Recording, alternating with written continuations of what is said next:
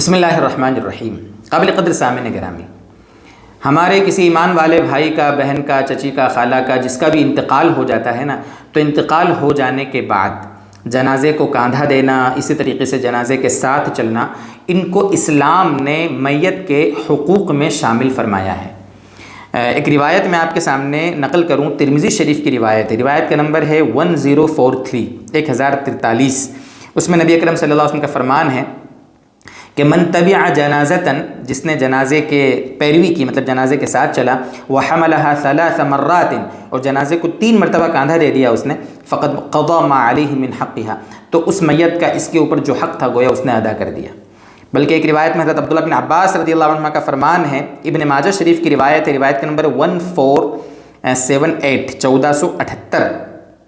اس میں حضرت ابن عباس رضی اللہ عنہ فرماتے ہیں، من اتبع جنازتاً، جو جنازے کے پیچھے جائے، جنازے کی پیروی کرے، تو اسے چاہیے کہ فلیحمل بجوانب السریر کلها، تو اسے چاہیے کہ وہ چاروں طرف، یعنی جنازے کے 4 مطلب پائے ہوتے ہیں، چاروں طرف وہ کاندھا دے۔ کیوں؟ فإنہ من السنہ، اس لیے کہ یہی سنت طریقہ ہے۔ علماء نے لکھا ہے آداب میں سے کہ اگر بھیڑ بھاڑ نہ ہو، آسانی سے ہم چاروں طرف کاندھا دے سکتے ہوں، تو بہتر ہے پہلے اس طرف کاندھا دیں، اس کے بعد پھر میت کے ہی پیچھے اس طرف ہو جائے گا، پھر اس طرف پیچھے کی طرف، یعنی بائیں طرف آ کر ادھر کاندھا دیں، اس کے بعد وہیں پیچھے کاندھا دیں، اور کم سے کم 10 قدم چلیں۔ یہ بہتر ہے، مستحب طریقہ ہے جو علماء نے لکھا ہے۔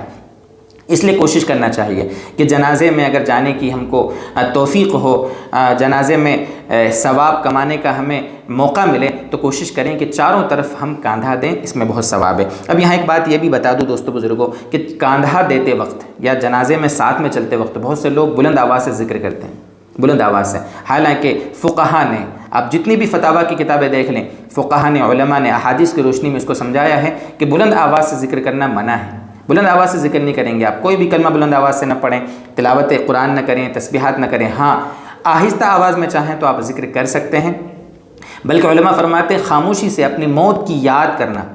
ہم کاندھا دے رہے ہیں، ایک سوچیں کہ ایک دن ہوگا کہ ہمیں بھی لوگ ایسے کاندھا دیں گے، اپنی موت، اپنی آخرت کا انتظار، اس کی فکر کرتے ہوئے بس چلیں، زبان سے کچھ نہ پڑھیں، یہ بہتر ہے۔